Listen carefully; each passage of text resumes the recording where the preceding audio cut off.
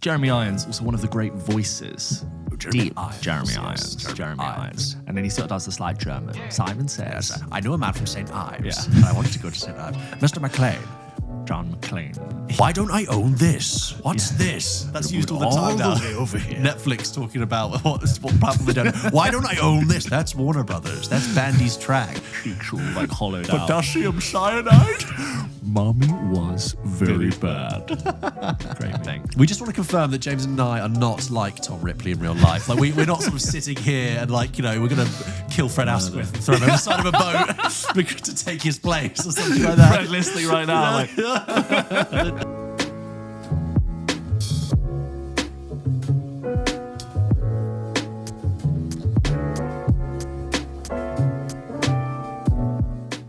28-minute timer. Directed by Danny Boyle. It's a new one for the franchise. 28-minute timer. We thought instead of doing years, we could go into the micros. So Yeah. we're going to do seconds. Yeah, it's actually like the briefest, shortest film we've ever made. I said it to Sonny. I said, you know, in 28 minutes you can have infected. And it's gone, there's a reason why we decided to do that. It's a very long reason. It's a very complex reason. But there is a reason as to why we did that. That's Alex Garland in my interview. Yeah. Hello and welcome to episode 217 of Pulp Kitchen. My name is James Briefel. And I'm George Pandek. So I got on a flight.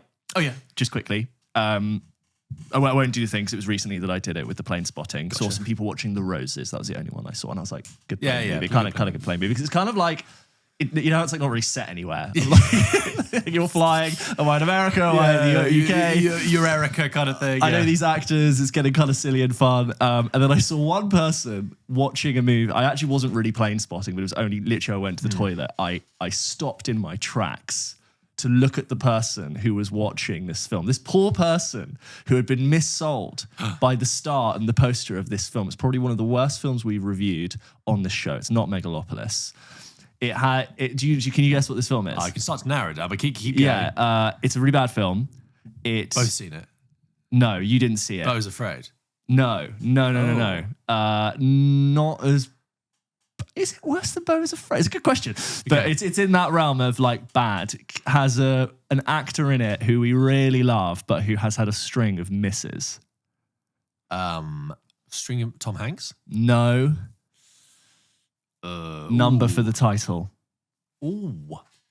It's really forgettable. That's why I was like 65. Yes, Yeah. 65. Yeah. Someone was watching 65. I literally was like, wow, who is this poor person? And it was just a guy who was maybe in his 40s. Oh. And I was just thinking, you are, and he was watching, he wasn't like asleep, he was really watching it. And I was like, God, I almost thought I should just tap him on the shoulder and be like, I'm going to save you, you know, The 90 minutes. the 90 minutes that you're about to waste. Choose something else, sir. I couldn't tell how far, he looked like midway through.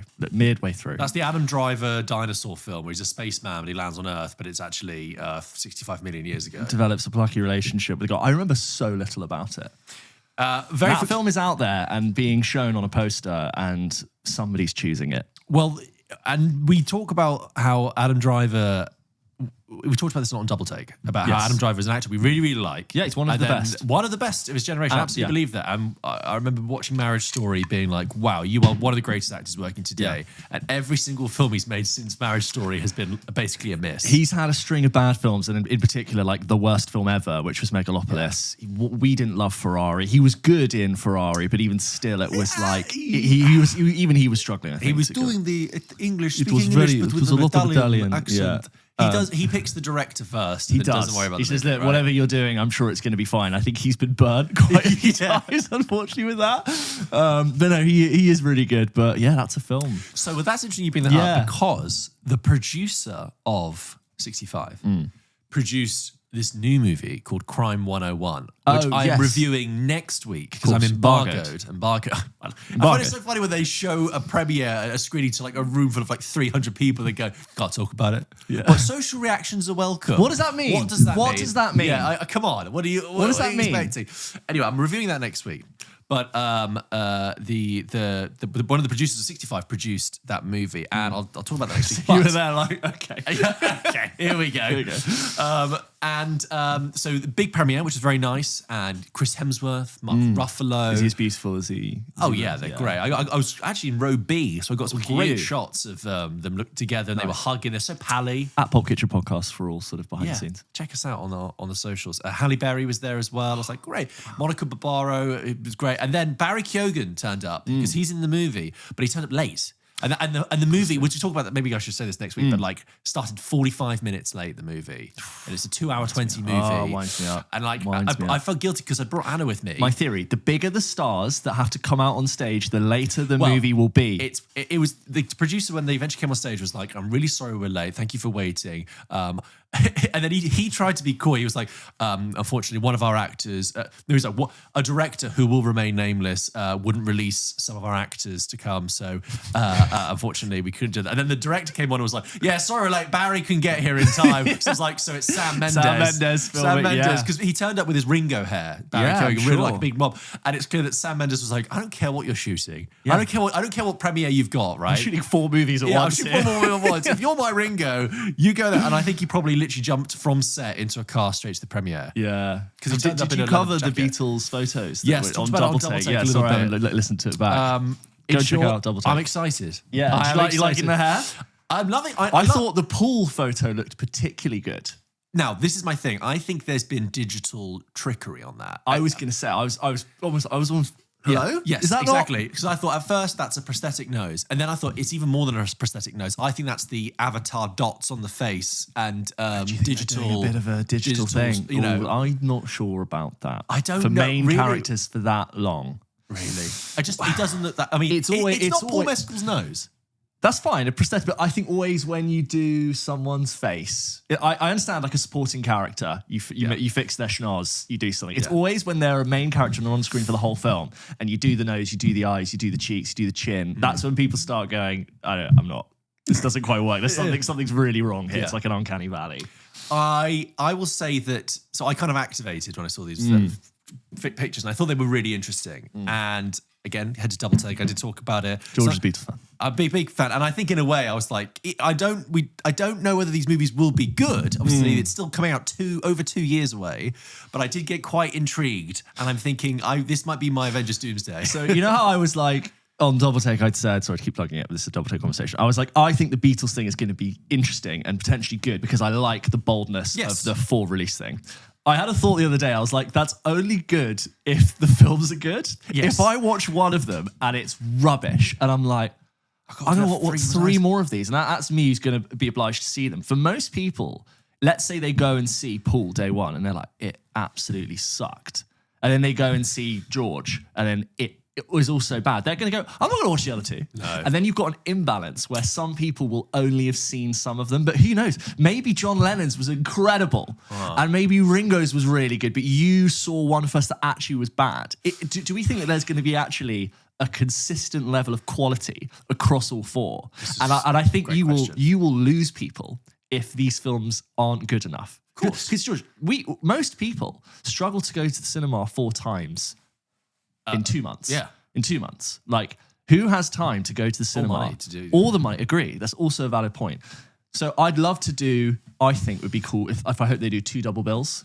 I'd really like to see the cinema chains doing that and sort of take me out there. But if they're bad, people will drop off and not see them all. And it's just in general, people go, I saw Paul and I saw John. I didn't bother the story. I got the story. Well, I can't be asked the other 2. Here's what I think they could be doing it like this. Instead of them doing, everyone seems to assume that they're going to do the same story 4 times from 4 different perspectives. I think what they're actually going to do is one Beatle does one era.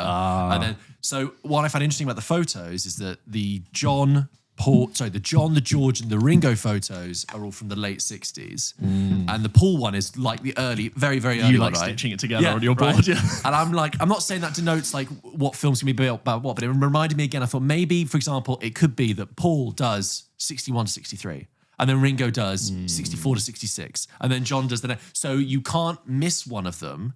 And they might have overlapping events that are told from different perspectives, but it's not the same movie 4 times. I like that. I like what you're saying. But that then therefore dictates an order.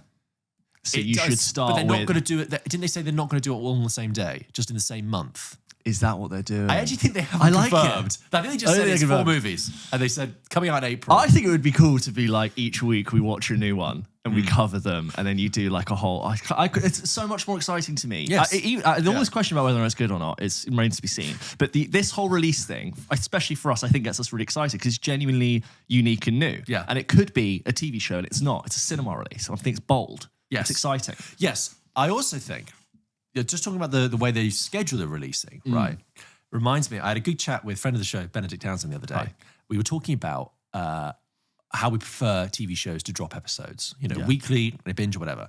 And he made this good point about Black Mirror.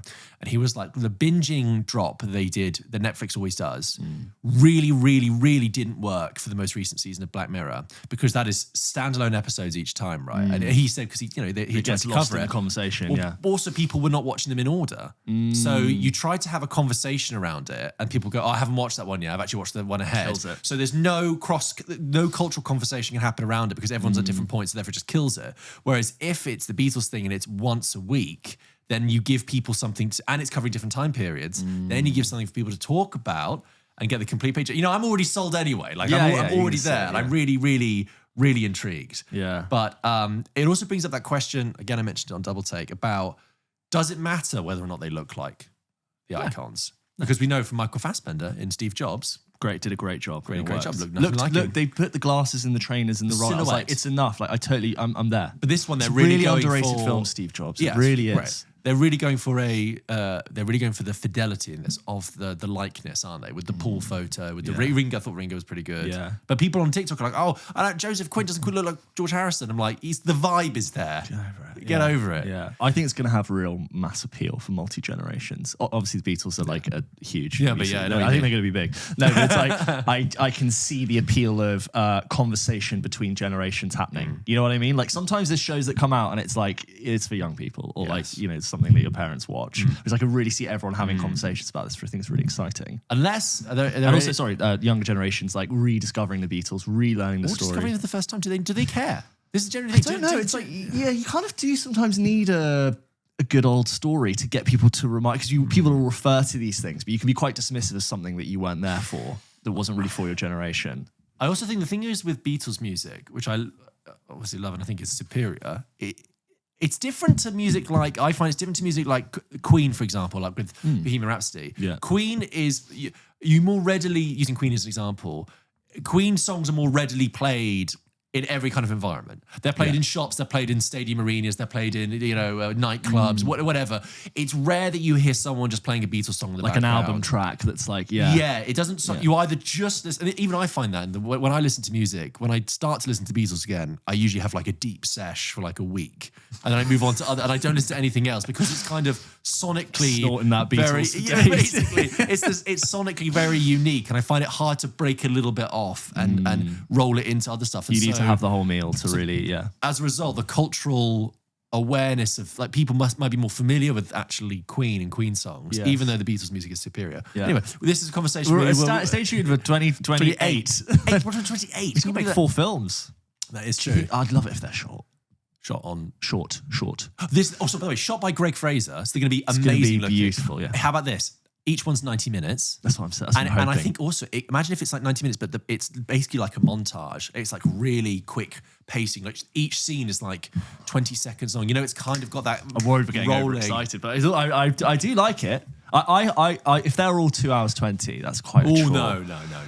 I think, and also logistically and budget-wise, he's making 4 films, which is like 4 times the footage. Mass. You know what I mean? It's like you can't be making a huge odyssey like that. I guess it's like making a TV series, isn't it? If you're making 4 films, it's basically like making a 10-part series, but with maybe 3 times the budget. If you were to do a really, a lot, just forget about Stranger Things, they were ridiculous, but like a large episode of television, sometimes you'd get like a 75-minute episode. You're like, oh, this is like a finale. Like if they're all sort of in that band, but they're given the cinema treatment, that big screen love. That's a good sell, actually. If it's like 85 minutes. It's just so much more exciting that they're doing this than just going Beatles movie, or like, oobla dee oobla da.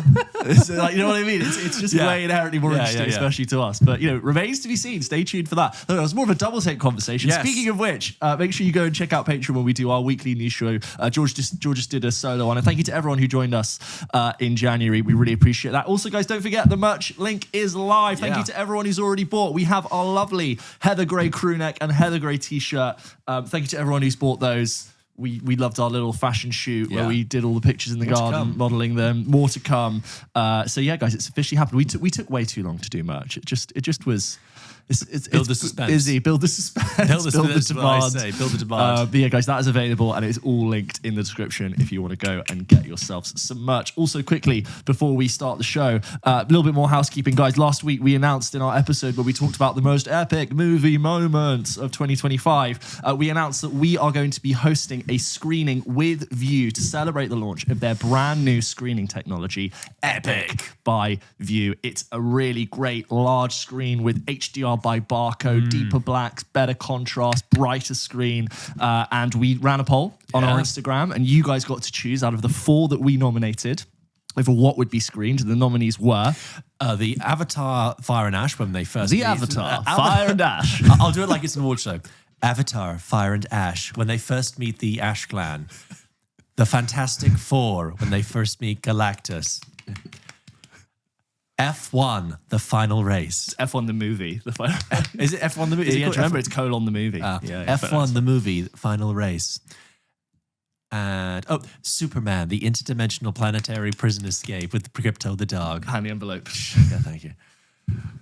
They probably get an old timer out. Maybe it's Al Pacino. Anyways, 4 cameras, split 4 screen. Cameras.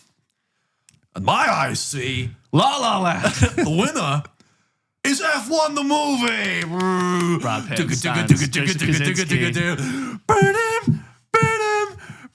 Well, this is a hell of an honor. David Cornsworth's like, fuck, motherfucker, what the fuck's going on? Pedro Pascal's watching at home, throws his takeout at the screen.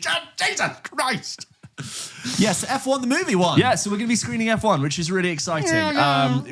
Perfect for the big screen. So the event details for that, if you want to come to this, George and I are going to do an introduction to the movie, which it'd be great to see as many of you there as possible. That will also be linked in the description. That's February the 12th at the VUE West End. It is only next week. So yeah, if you want to make sure, if you want to come and you're in London, you're knocking around, make sure you get your tickets.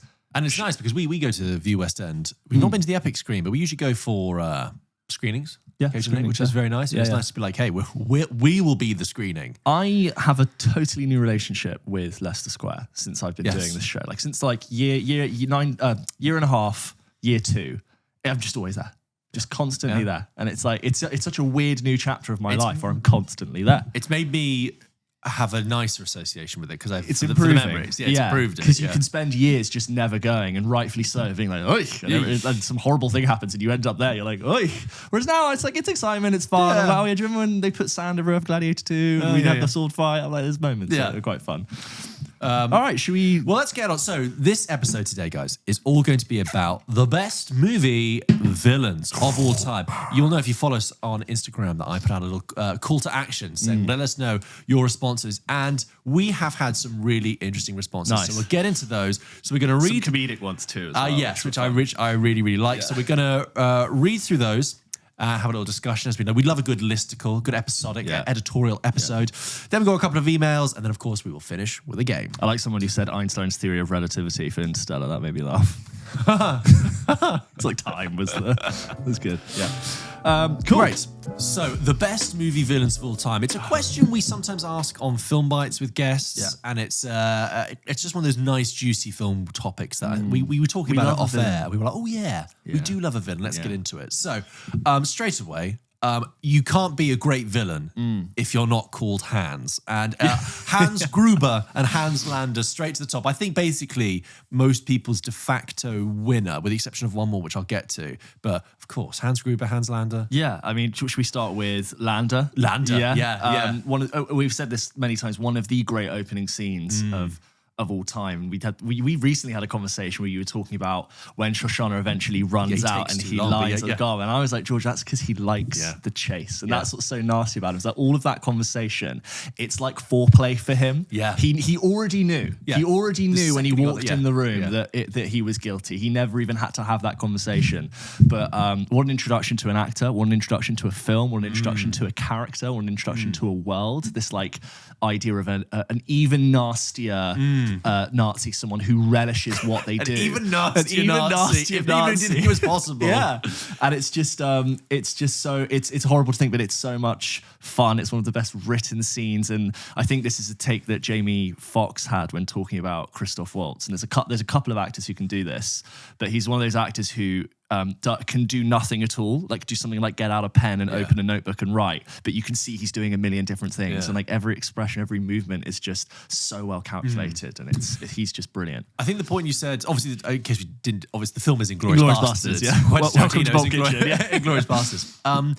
What you just said about the fact that what an introduction to an actor, obviously, I believe Christoph Waltz is Austrian. Yeah. And an introduction to, obviously, wasn't known to international. No, but what I mean by that is, I wonder if part of the power of when we first saw him my was the God, fact that he wasn't a known entity. The clean slate of it. The clean slate. And you're like, who is this man? Who is this villain? Obviously, now we know Christoph Waltz a lot more. But at that time, it is that thing. He is horribly charming and slick and smart. And I mean, I'm not saying, and really polite. charismatic, courteous, polite. It's all the things. And then you're right about, it's interesting the interplay with the Nazis at the end, because he presents himself as a different kind of evil, because he he cuts a deal and tries to self-preservation, but he also brutally murders Diane Kruger in the most sort of blackly comic moment ever.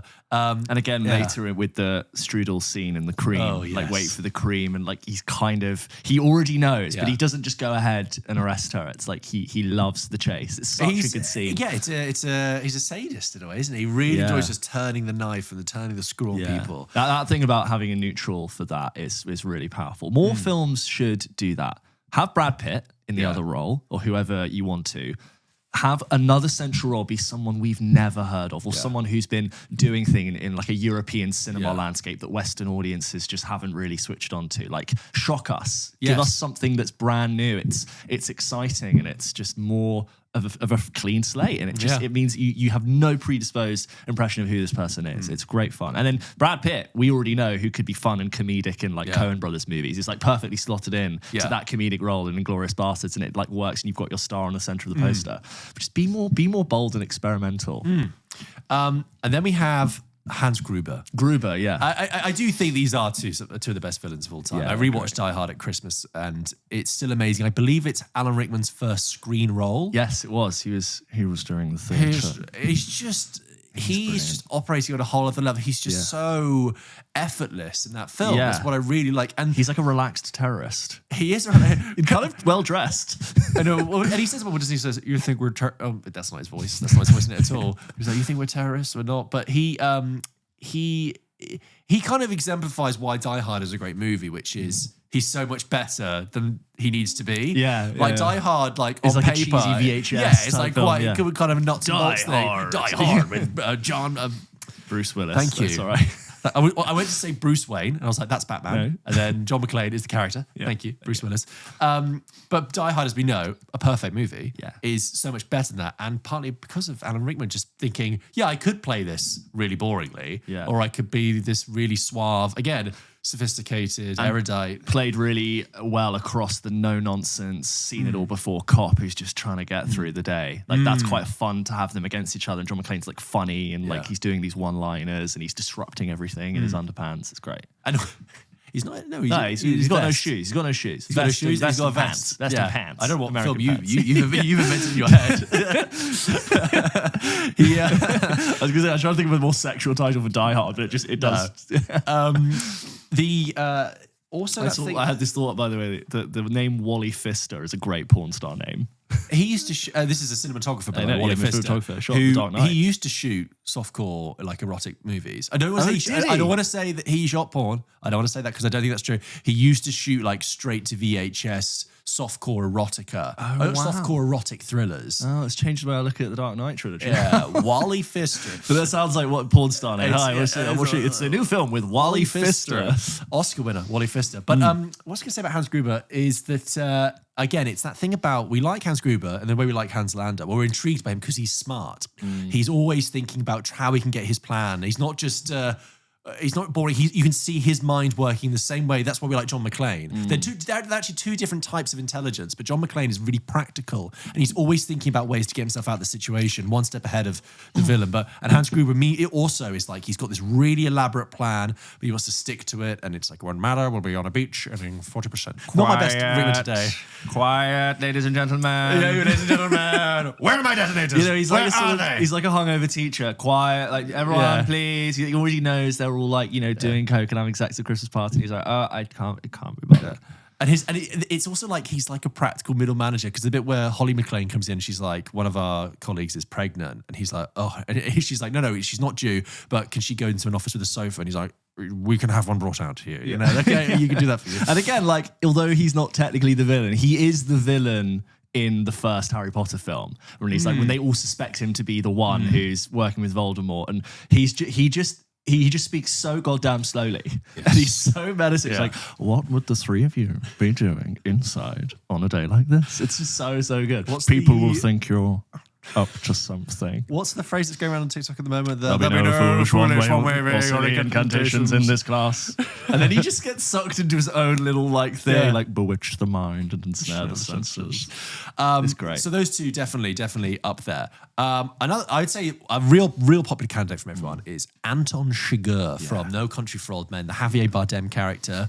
Yes, because he's also, unlike Hans Lander and Gruber, particularly with Gruber, but Anton Chigurh is quite frightening. Actually, genuinely scary. I'm not scared of Hans Lander and Hans Gruber in the same way because of the movies, but like, yeah. That's like that opening scene in the petrol station where you really get to know who you're dealing with. And it's a wonderful exercise in restraint and stillness and pauses and just two actors. Nothing crazy going on with the cinematography. It's just this person. He's just like eating the nuts. And it's just so frightening. It's brilliant. It's a scene. That's one of the great scenes of that movie. Yes, it's so good. He weaponizes words in that scene. That's what he is. He's makes someone trip over just what by they're saying, "Oh, you married into it? What do you mean?" And it's like cross-examining him in a way. Yeah. Oh god, it's so uncomfortable. Brilliant. So we did an episode like 1,000 years ago about great scenes and great movies, and that was one of them. But yeah, terrific. And actually, and also, an unspoken thing about like, you know that if he says something wrong, he's going to get killed. It's never really said, but you just understand exactly what's going on. Because you've seen also what's great because you've seen the character previously kill someone. Yeah. So you know he has the threat of violence there. And you have this very innocent, oh God, yeah. But interestingly about Javier Bardem, what I like is that he's an actor who has done very successful villains, but hasn't been typecast. So yes, he also did a Bond villain, which was great. I'm sure he's done villains and other things, but he's also been able to play more benevolent characters in like Dune and many other things. He's in like everything. Yeah, Javier does well. Obviously, can't mention villains without talking about Darth Vader. Yeah, I'd say probably the most iconic villain in cinema history. There's loads of reasons for it. He is a genuinely very good villain, and the thing I always think about with Darth Vader is that when we really get to understand who Darth Vader is, you have in parallel, Luke is learning to use the Force from Yoda and his whole understanding of the Force. And at the moment, Darth Vader is the most powerful user of the Force, and he is in direct antithesis to the philosophy that Yoda and Obi-Wan have tried to teach him. And there's this really like horrible thing where he's trying to learn something, but the most powerful user represents this. And there's this great moment when Yoda, to be like the smallest and weakest of everything, reveals to be the strongest.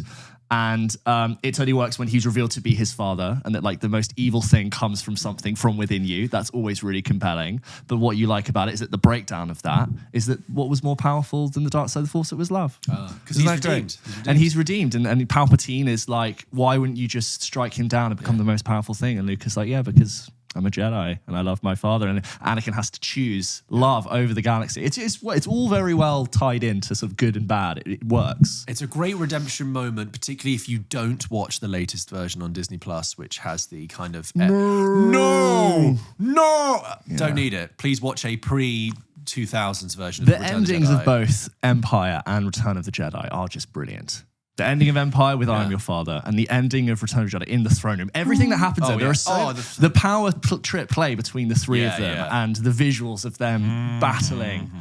When Luke gets angry and he's like smashing it against Vader and he can't handle it. He's more powerful. Yeah. I remember Return of the Jedi was Love is the greatest force. Oh, George. there it is. It's the great. Yeah, There you go.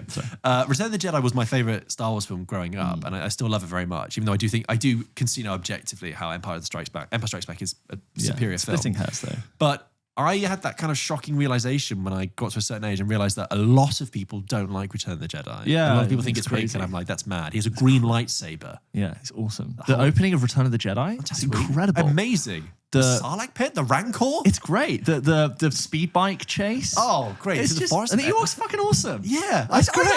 Yeah. They represent all the famous times in history when a more under-equipped force has outmaneuvered a more highly militarized force.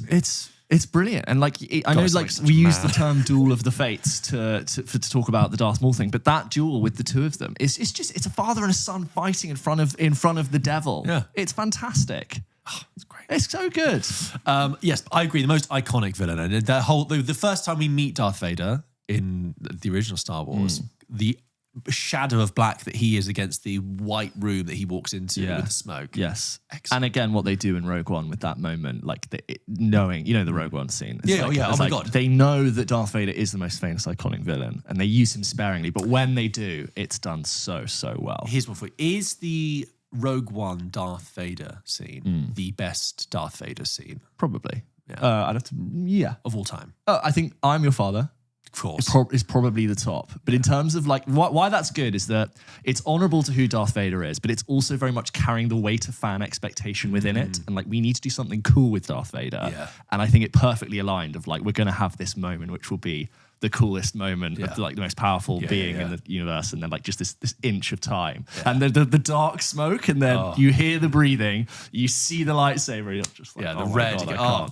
And when he's speaking to director Krennic, he's like, I hope you don't choke on your aspirations. Just like they're having fun. They're having fun with Darth Vader. The inclusion of that hallway fight scene with Darth Vader was a last minute inclusion into the movie. It was like a last minute thought. The whole last third of Rogue One is just brilliant. slaps. It's so good. An I remember otherwise saying this quite to her. slow movie of pottering around. Oh my God. You're like, this is really picking up. And it's I think you talked about a director talking about this before, and one of the reasons why Return of the Jedi really works, and they do this in Rogue One, which is like, you've got a peril up here, but you also have people in order to do Parallel peril. You've got choreographed parallel peril Yes. happening, and it's like reinforcements down to Jeddah, but then there's TIE fighters, but then you've got to get up there, then you've got to get the main switch, and then they've got to get into the room, and they got the guy from Rizzle Cakes and putting the thing. Lord of the Rings: The Two Towers does parallel peril very well. Okay, on this test, we're going to ask you to parallel peril. I will just actually, on that point, I'm going to do a little counter one. This is one I want. This didn't come up in the messages, but one I want to suggest, which is we've talked about how Darth Vader is an amazing villain who's ultimately redeemed, right? I want to give the opposite, which is a hero who's ultimately becomes a villain, and that is the move from Godfather 1 to Godfather 2. And a lot of people will say that Michael Corleone in Godfather 2 is a real villain. Yeah. Becomes complete moral darkness, completely becomes subsumed by the forces that he does, and makes an ultimate tragic decision at the end, which makes him a horrible man. And he knows it, which doesn't redeem him. But like compared to you could argue that's already happening within the first Godfather film, but it goes even more into the second one. There's something to be said about villains that aren't actually good deep down. Because Darth Vader is like the best example. Like, yeah, but he was good. He could have been redeemed. It's like there's something to be said about someone who's deeply nasty through and through. And do you know what's like even interesting? Anton Ego they redeem. It's like, oh, he just loved food from memory. It was like, no, he was scarier as a proper villain. So I've just started rewatching Breaking Bad with Anna. Oh, right? great, yeah. And with the view to watch all 5 seasons of that, El Camino, and 6 seasons of See you Better in Call 2 Saul. years for the review. Yeah. And we just finished season 1. And but like, hot take, it's really good. Yeah. It's really good. I'm really enjoying it much I more always than I found even season remembered one it. when I rewatched it, like, it's a bit slow. I'm ready to move on. But I genuinely thought I'd be sort of watching my watch, waiting for it to click on. But I'm already locked in. I'm really enjoying it. That's but great. Just talking about your point there about villains, it's like, I don't think Walter White became the person he was because of what he was doing. I think it revealed him to be the person he always was. I think he was always actually a villain. I think he takes into that role quite quickly. And always resentful, but never had an outlet. That's the difference. Jesse is not meant to be in that life, but Walter was always actually that nasty. And full of amazing like villains, but also I never hated that many villains in Breaking Bad. Like Gustavo Fring, like great. You just learn so much about him. He's such a great character. And Hector Salamanca, just really, really good characters. And the restraint Breaking Bad shows to like introduce them and just forget about them for a bit. Yeah. And then you come back and like, here's what's happening with that. All the Mexico stuff is so good. So hot take, it's a great show. Yeah, hot take, who knew? It's a really good show. Okay, moving on. I want to talk about a couple of other suggestions of someone. Have you seen Misery? No. Okay, so Kathy Bates in Misery, which is made by the late great Rob Reiner, and actually, I think we mentioned this to Edgar Wright, but I think it was the last time that an actor maybe won for a horror performance, and I think this came out after Silence of the Lambs, so that would have been one as well. But Kathy Bates, people don't know Misery. It's a great story. It's a Stephen King story. It's kind of iconic because people will reference it. It's actually, I rewatched the Ballad of Wallace Island recently. They make 2 jokes about it in that. Misery is a story about James Caan is a famous writer, a bit like Stephen King is.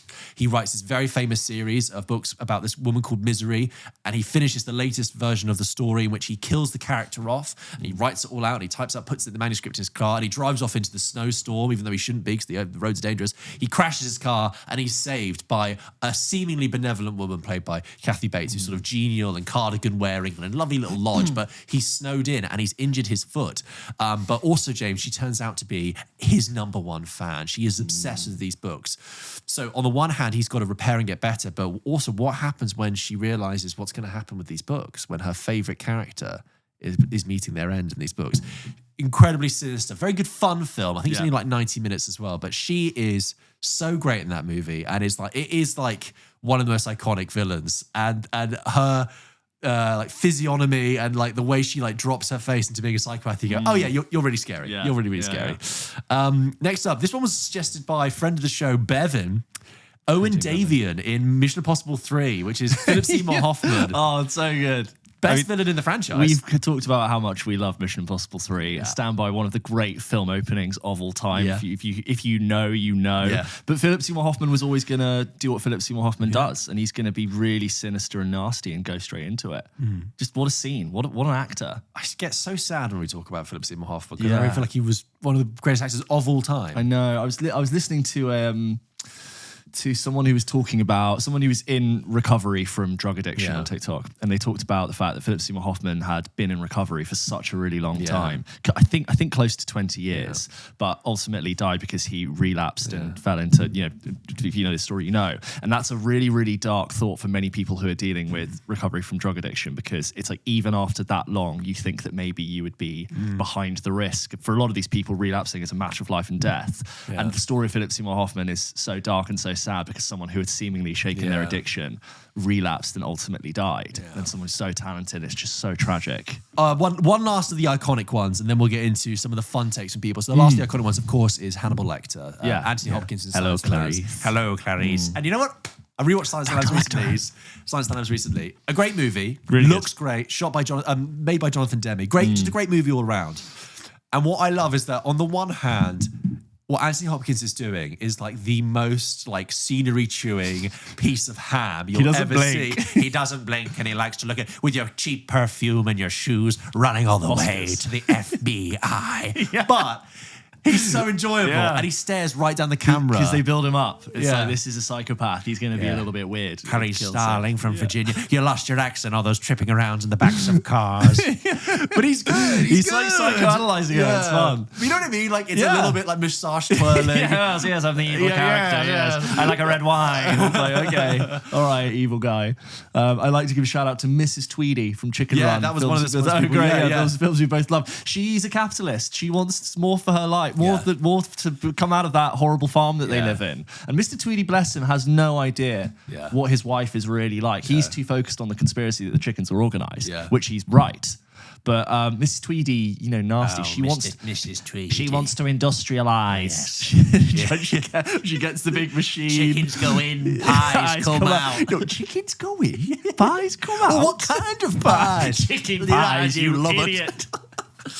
And Chicken Run 2 was good. It was really good fun. Well. But yeah, she's got a really scary sort of presence. She's got this really heavy set brow. Yes. And she's sort of wincing and menacing the whole And when time. she reads like the brand of Mrs. Tweedy's chicken pies, it's all wholesome. Yeah, It's yeah. not. It's a horrible industrial battery farm operation. I could see it on the shelves next to like Uncle Ben. I don't think against Uncle Ben, but like Uncle Ben and like all the other like faces and brands. Like that. So. Uncle Ben's right. It's not Uncle Ben from Spider-Man. That's No, not yes. Yeah, Uncle Ben's right. Okay, so we had some great suggestions from people about slightly more off the beaten track. So straight away, a more recent one, Colonel Lockjaw from One Battle After Another. Really good. Which I think is one of those things that like he is so fearsome and watchable and interesting in that movie and a great antagonist, but he's also quite goofy. So I don't find him scary. Silly, he's yeah. intimidating. Like the scene where he sees Leo in the supermarket and he's like, you know, do you like black girls? I love them. I love them. And it's like, what the fuck? This guy's insane. It's like creepy and strange. But Like, he's she also- took my power from me. Yeah. It's like really weird. He's like Popeye. He reminds me of Popeye and it's Sort of limps across veiny, the screen multiple times. Yeah, it's really funny at the Golden Globes. Nikki Glaser was doing her monologue, and she said, "Sean Penn is here. You know, Sean. Everyone else in Hollywood is focused on trying to look young, but not you. You just think, how can I look more like an old leather bag?" So mean. But so Sean Penn true. doesn't give a fuck. He doesn't doesn't- give a fuck. he doesn't care. He smoked to the Golden In Globes. the Charlie Sheen documentary, he was clearly filming One Bat at the time because he had the like dodgy hatchet haircut, and he's just there like just smoking through, like looking in the mid distance, talking about all the drugs he did with Charlie Sheen. I'm just like, you're really good actor, yeah, but yeah. like this is probably why we don't see a lot of Sean Penn, Yeah. because he's on his own little Yeah. journey there. But what an actor! 'Cause when he came up, we were like, yeah, Sean Penn's in Yeah. this. I love Sean Penn. He's great. Yeah, he's a bit of a hurricane. The man, as a man, I believe. Yeah, You know. yeah. He's good in The Secret Life of Walter Mitty for the scene Have you that seen he's it? in. Yeah. I've never seen that movie. Oh, I've heard lots of people. Yeah, it's fun. It's fine. I think it's like it's often over remarked upon. It's like it's a nice movie. Okay. I don't think it's like the best thing that's ever happened. I don't think it's bad. Some people are like, oh, it was like cheesy and thing, or like it was really. I remember the marketing at the time. It was like it's like Forrest Gump meets something. Just go with it. And I had the great poster of him walking I see, across. yeah. Yeah. Next up, Lotso Hugging Bear from Toy Story 3. Yeah. Well, you are welcome here. That's how he talks, isn't it? It's sort of like, Yeah, you're he's very welcome. congenial. He's like a everything's great. southern. Yeah. Yeah. He He is, is like yeah. southern. He's Yeah. like, Because it's welcome. welcoming. It's very like Yeah, friendly. come yeah. on in. And then he turns out to be a monster. Great idea that the daycare center is like a false Yeah. mirage of what would be a really. You get played with all the time, but it's chaos. All the Toy Story villains are very good. Like Sid as a concept is like an idea of someone Yes, who yes. abuses toys. Great idea. And then you got not Zurg, but you've got the Prospector. Yes. Oh, that's a great That's one. a Yeah. great villain when he's out of the box. And it's yeah. like, the Prospector, you moved it. It's great. And then the whole fight scene. We are going to Japan. Sorry, but I Yeah, can't do yeah. impressions today. Kelsey Grammer. We are not Yes. going to Japan. Going Woody. to Japan, yeah. And then the whole fight scene with the baggage. Love it. reclaimed One of my thing. What a favourites. genius idea for a setting for a fight scene with small characters. So Ant-Man. Speaking of Pixar, someone also suggested the little girl with braces in Finding Nemo. Darla? Darla. Yeah, just banging on the glass. Shaking the fish. There is no villain of Finding Nemo, really. Not really, no. It's an episode. The shark at one scene, but they're mostly comedic. They're sweet, the sharks. Yeah. Ultimately, they're trying to do better. It's a road movie, isn't it? You know, that's it. Hello, I'm Bruce. Hello, Bruce. He's like, I'm looking for my son. And he's like, I never knew my father. God, I need to watch that again. That's so good. Is it Willem Dafoe? He's in the tank, yeah. just giving like intense, like, yes, I know what all of this. Just great. I love it. Brilliant. And shout out to Willem Dafoe as the Green Goblin in Spider-Man both times. Wonderful. Brilliant. Wonderful. When he does his mirror work, he does his own mirror work and it's brilliant. He's not breaking, the camera's doing something, but he is Norman's on sabbatical, sweetie. when he crashes into Aunt May's house when she's doing the Lord's Prayer, and she's like, oh, and he's like, finish it. He makes her finish the Lord's Prayer. It's like, those eyes, those horrible yellow eyes. Fantastic. Another one that someone suggested is Liesel's boyfriend in The Sound of Music, who dobs them in at the end, which is true. Yeah, the snitch. So he's a snitch. They're literally about to make it across into Yeah. Switzerland, Never and they liked run him. into her Hitler Youth boyfriend. Yeah. Obviously, huge red flag. You should have spotted that one, Liesel. Yeah. And in the movie, he blows his whistle and tries to alert the Terrible. other Nazis, but they managed to get Absolutely away. terrible. Now, I have a thing about this. I think that when I saw the stage show when I was 13, which I saw before the film, by the way. Yeah. I think they changed it and he let them go. He discovers them And she's like, no, please, please. And Wolf or whatever his name Why is. is he getting redemption? I don't know. I didn't write Stage it. audiences can't handle it. I think they were like, oh, because he was young, he's also like a victim because he's also impressionable. Yeah, I didn't write it. I'm just telling you what I remember, or what I thought I saw. Anyway, yes, we said Mrs. Tweedy. Someone suggested Nate from The Devil Wears Prada. Just being slightly. I like it. It works. It checks out. Yeah, because he's just an annoying. He doesn't like that she's changing, and just sort of like she never has any time for him. And we don't. Yeah, it's a shame. Yeah, I talked about this on Double Take, but Devil Wears Prada 2 dropped its full proper trailer. I watched that. I was also a bit.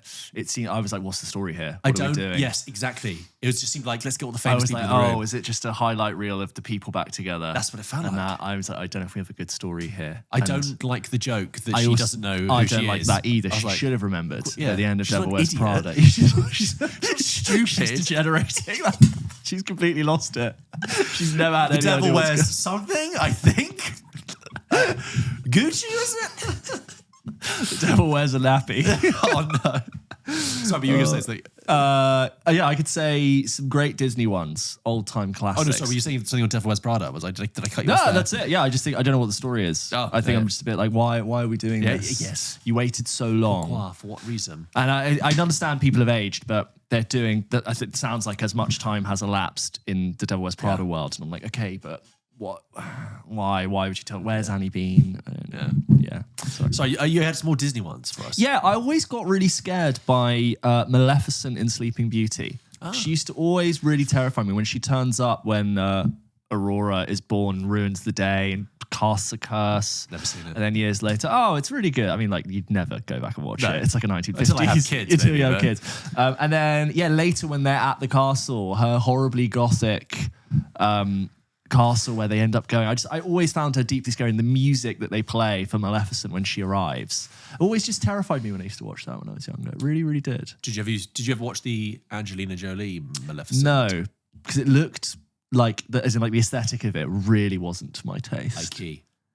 Yeah, like very digital, maybe like overly designed. Even back then, like, is that you want? I can't watch this. I can't watch this. When did Maleficent come out? 2014. Yeah, I reckon I was. And then they made a sequel. They did. Yeah. Did that come out? Yeah. Yes, happened. Yeah, it was like 2017, I think. And what Maleficent 1 must have made a lot of money. Yes. Yeah. Right. Well, there you go. Scar, great villain. Yeah. Scar. Jeremy Irons. Playful, fun. He's having fun. And a good villain in Die Hard 3. Great villain in Die Hard 3. And he has a good musical number in Lion King. Yes. And how does that go? Prepared. Oh, yes. And all the hyenas are going crazy. And I heard... rave in the Outlands. I heard that, they're all marching like stormtroopers. As in Nazi stormtroopers. Zazu. I believe that I saw this online that song, only half of it is sung by Jeremy Irons because he lost his voice doing it. And the rest of the song, or different parts of the song, are sung by the actor who does Winnie the Pooh, who's a voice artist. And great. he jumped in. And Jim Cummings, somebody Cummings, I think. Anyway, that is a thing I saw online. But yeah, good Jeremy Irons. Jeremy Irons, also one of the great voices. Jeremy Irons. Jeremy Yes, Irons. And then he sort of does this like German. Simon says. Yes, I know a man from St. Ives. Yeah. And I wanted to go to St. Ives. Mr. McLean. John McClane. I've seen clips of Jeremy Irons doing like acting workshops, and they're so Oh my God, I have seen like these. pretentious. I have, yeah, and he's in his like boots and trousers. It's like it's a sketch, and he's dressed. Jeremy Irons has a very particular style. He looks basically like a sort of 17th century pirate. Have you seen Jeremy Irons' house? Yeah. It's a the most castle. horrifying castle. It's the most Yeah. horrifying thing I've ever seen. In, like, with the coast of Ireland or And I'm something. like, of course Jeremy Yeah. Irons lives in a castle. You can't maintain that demeanor without not living in a castle. But in these sketches, he'll just sort of be like, he'll just like stop them and be like, no, why have you done that? Yeah. Because you've got to have motivation. You've got to come in. And you've got to try it again. Explain it to me Explain it like to I'm me. a golden retriever. Margin call. Again, another clip that's pushed That me a kind lot. of drama teaching really triggers me. I don't know why. What No, does it I remind hate me it. of? I just don't like it. It's like just the vulnerability of someone being up there and you're like, what you're doing is shit. Yeah. Just think about When you've got to teach who's too serious for a Too creative, serious. playful world. I Yeah, don't like they're that. enjoying it more than anyone else in the room. Yeah. You're serving yourself more than you are your students. That's the problem with it. Welcome on the show anytime, Jeremy. Love Jeremy. Next up, we have Regina George from Mean Girls. Oh, yeah, brilliant. Redeemed again in the end, I think. Yeah, but a really clever idea for like the ultimate popular girl who's, she's not. Who's the villain? That her or the a high school environment in which they live and the teenage years that they are going through. Is she just a victim? The villain is sort of like, our set structures we impose on people and the identities we're forced into in order to conform. Yeah. Yeah. For sure. Yeah, that's for sure. Yeah. Someone said the smart raptor in Jurassic Park, which I guess because they're so smart, you get to give it that award. Yeah. Yeah. No, I'll take that. Dolores Umbridge in The Order of the Phoenix. Yeah, doing great nasty work. When I watched that recently for the first time, Imelda Staunton did really stand out. Really fun, playful villainy. The whole idea of writing lines and having them be etched into your skin as a punishment is such a wonderfully nasty idea. J.K. Rowling has a couple of really standout nasty ideas, and even in actually the Fantastic Beasts ones, despite them not being a good movie, they were set in America where sort of the authoritarian discipline can be a little bit different than it is in the UK. And they have the thing they used to, was it the black room that they use as like a death penalty thing?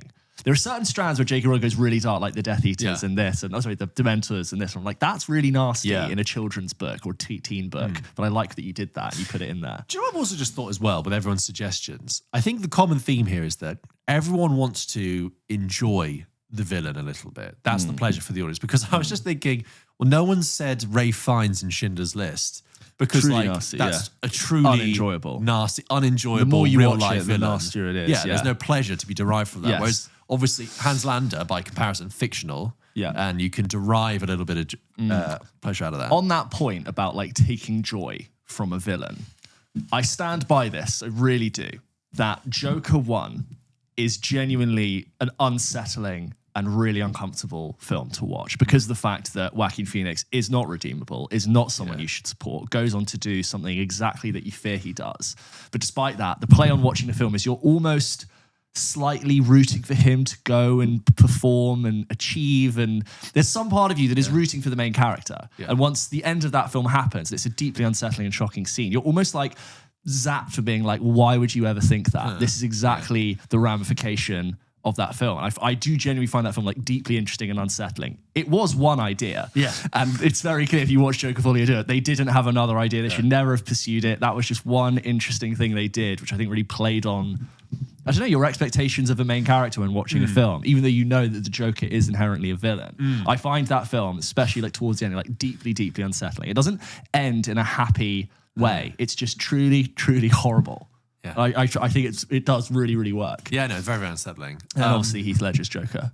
Yeah. Oh, yes, of course. Oh, yeah. You're right. I'd forgotten that was also one of the main ones. Yeah, great. Again, a very enjoyable villain to watch. Yeah. But a different kind. Obviously, the Joaquin one, as you say, is nastier. It actually commits. It's much more matter of fact. Yeah, like so. Actually, the Heath Ledger Joker is exactly the other way. It's really fun to watch him do that thing because it's very clear cut that he is bad and wrong. There's no sense of morality with the Joker that I think works. He indulges his own idea, but he's insane. The Joaquin Phoenix one I find really, really unsettling. Although I don't think it's nice, I think it makes for a really interesting film. I really, really do. I want to talk about two films where I think you've got two villains and no hero. Oh, okay, yeah. That is There Will Be Blood and Whiplash. Yeah, I like that. So just starting with There Will Be Blood, Eli is not necessarily a villain, but is an antagonist presence, but he's also not a good person. He's definitely manipulating his flock. He's annoying. He's manipulative. Let this man drill his oil. Yeah. And although Daniel Plainview is a very towering protagonist, you know, as early as halfway through, if not earlier, he does start to do things that are morally bad, and he does end that movie being a villain, a complete villain. And you have actually what the joy is of watching There Will Be Blood. You have these two antagonists against each other. It's not protagonist antagonists. You just have these two villains like racing to the bottom in this sort of death spiral. And Daniel Plainview is so set on his philosophy and his ideology and what he wants to do and his perspective on the world and this, despite all else, we must go, we must improve. It's just enticing to watch. Why don't I own this? What's this? That's used all the time now. The way over here. Netflix talking about what platform they're doing. Why don't I own this? That's Warner Brothers. That's Bandy's Tract. And then with Whiplash, obviously Terence Fletcher, who didn't actually come up in people's suggestions, but J.K. Simmons wonderfully scary, frightening, intimidating, actually very, very real. That kind of, we just talked about drama teachers, that kind of persona, just like very impressive. I said this 1,000 times. I had a teacher like that who would, I'd say, if Terence Fletcher's a 10, that my teacher was like a 7 or an 8 in terms of like the intensity, but like not far off. Like really would make a spectacle and a show of intimidating people, would stand them up, rip them apart.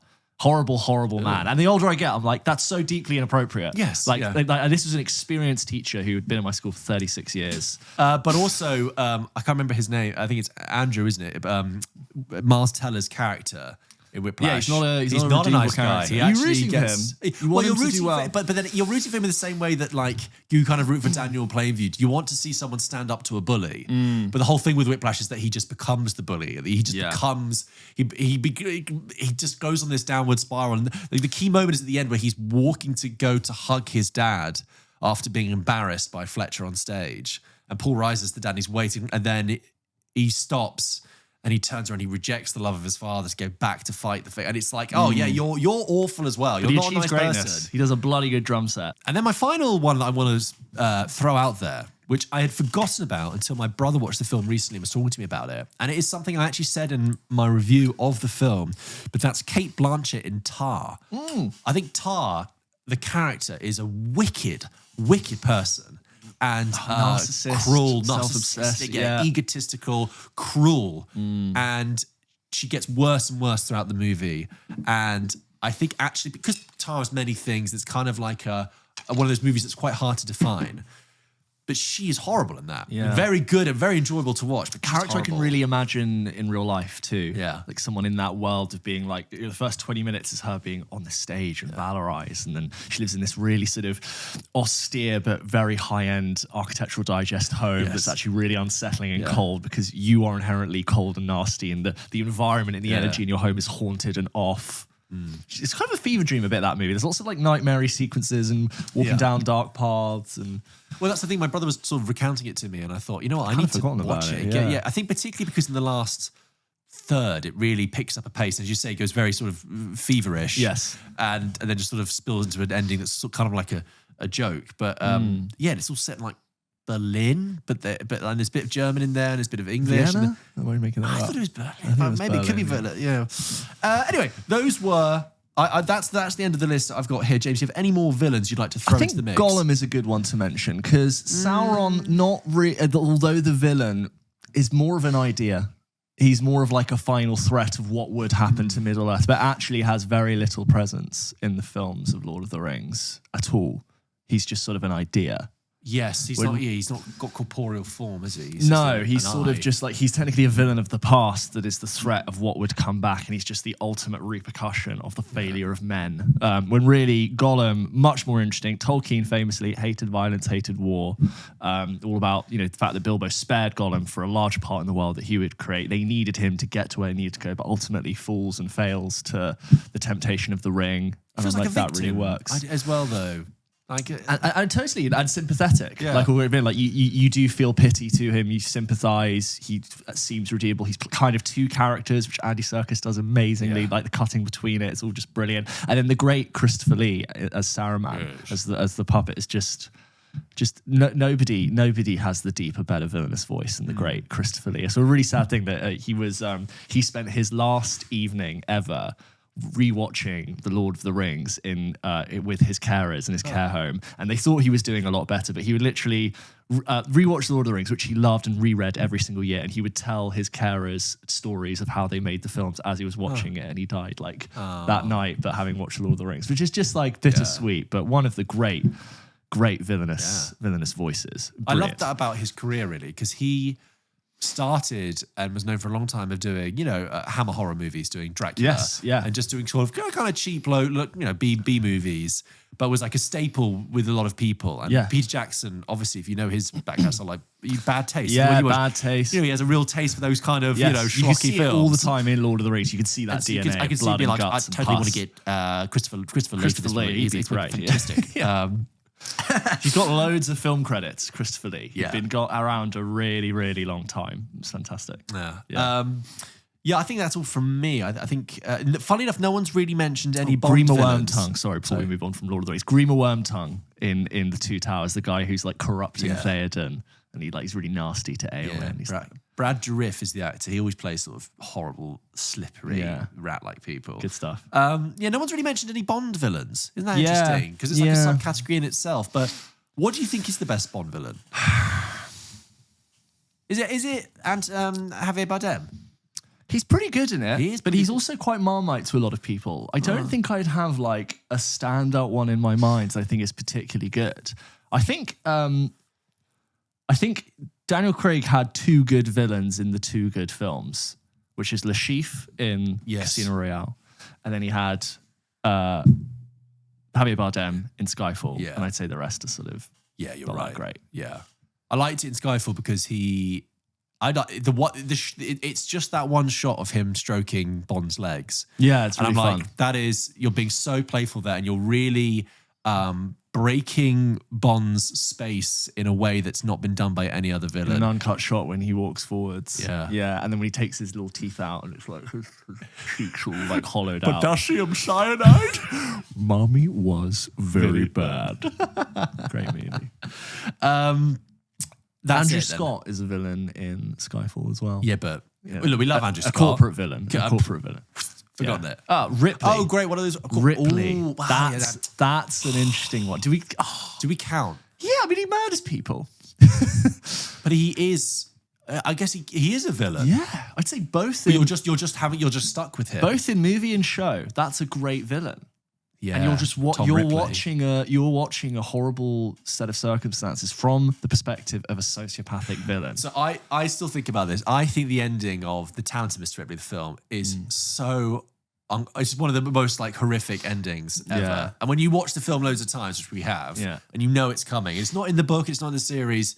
It's the specific circumstances with that actor. I can't remember the guy who plays Commodore. You know. And you know it's and the way the film goes. Every time I watch that film, I'm having a great time, and then I go, oh, I remember how it ends. It ends like this. It's so awful, but it's perfect as well.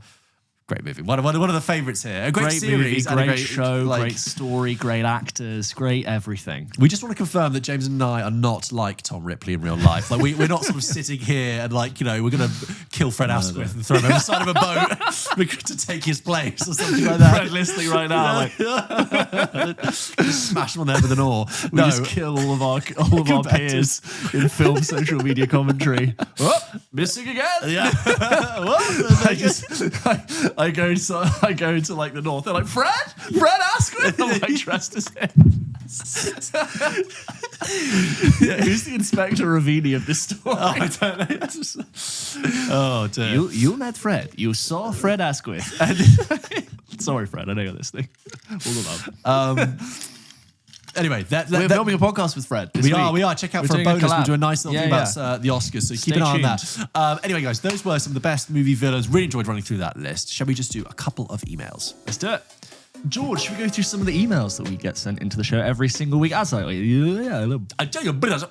guys, if you want to send in your thoughts, your questions, your concerns, your news, your reviews, you can, of course, send them in to hello@pulpkitchenpodcast.com. I wanted a clearer one because we've been really sort of squiggling it up. I'm like, are people hearing that email address? hello@pulpkitchenpodcast.com. Or you can support us at the VIP tier on Patreon and have priority access to have your email read out on the show, just like Harry did. Friend of the show, Harry writes in and says, hello, boys. You are equal. Good measure there, man. Good for you. By the way, Harry, for those who don't know, if you are a new listener, Harry is on the front lines. Cinema. He's working out of cinema. He's there. Mortar flying over. Yeah, like, he's there reporting back, calling in an airstrike. Yeah. And we're up in HQ. We're up on HQ moving people across the board. Get more people to there. Harry's on the phone with the antenna trying to call it in. Airstrike. Harry, sorry. How you doing, Harry? Dearest Harry here. Wanted to weigh in on my opinion of The Bone Temple. I bloody loved it. I wasn't a fan of Years, whereas this felt like the perfect course correction. The brutality of the apocalypse was in full force, something that was lacking for me in Years, as it prioritized coming of age and a son-mother relationship. Kelson and Jimmy are fantastic leads as opposing ideologies come head to head, just not in the way you think. The best scene was certainly their first interaction. That's where I said to myself, this is good. That is a great scene. That is a great It's scene. very, very good. Though I disliked Samson's subplot, I completely understand it. I'm with George that for all intents and purposes, they are zombies. The bridge here certainly is they never died. Kelson's analogy of the veil covering the brain was actually quite good. How about some questions for part 3? Do you think either character actually died? Let's just be careful of spoilers here. Okay. Harry, I'm going to avoid that question because I think it might be a spoiler, but I'll move on to your next bit. Also, are you lads going to review Mercy? You need to tell listeners about this amazing detective pro AI film, sarcasm very much intended. I'm sure the interview with Chris Pratt was far more stimulating than that trash. Kind of enjoyed it up to the halfway point though. Also, I thought Primate was rubbish. Can certainly see why some people would enjoy it, but not for me. If 2025 releases are anything to go by, this would be one of my worst films of the year. The fact the bloody thing was never splashed is laughable. Great use of a practical suit though. Hope you guys are well. 2026 is going to be a brilliant year for all. The listeners must jump on the discount for Patreon before it's too late. Join the Discord team for loads of laughs and early exclusive news. Wink eyes emoji. Love always, boys. Your lad on the front lines. Harry. Sent from Outlook for Android. Send that. Thank you. Good to know you're on your Android. Just quickly on 28 years. Yeah, I agree. I think we just feel differently. Yeah. And it's really common that actually a lot of people are just preferred years, preferred bone. Yeah, that's just how it is. On Mercy, George, you interviewed Mr. Chris Pratt. I loved the interview with Chris Pratt, which I should try and get up in full on the feed at some point because it was great. I haven't reviewed it, and I guess I could review it at some point. I just, what it is, guys, is that like I saw that film and I didn't have a lot to say, and to be frank, I didn't have a lot of positive things to say about it. And I'm talking like maximum 5 minutes worth of time in my head if I really cobble together an opinion. But my experience with Chris Pratt was so much bigger than that, and I'm like, I don't really have opinion. Maybe that's a shame. Maybe I can give you. What do you think, James? I've not seen it, but I've seen commentary about the film. With the discourse being this is like really bad in terms of where things are heading and what it represents. This is it, right? Yeah. It's almost like to actually talk about Mercy is to have a wider conversation. It's a wider conversation because here we go. Because in many ways, the problem I had with Mercy, and the reason I didn't review a brief explainer for people who haven't done what a Mercy is a movie in which Chris Pratt plays a police detective who is set in the near future, 2029. Very near. It's quite close. Who wakes up one morning, straps to a chair. And this chair is part of the Mercy system of justice where, because crime got so bad in Los Angeles, Sorry, I'm so sorry. 20. That's fine, I'm so sorry.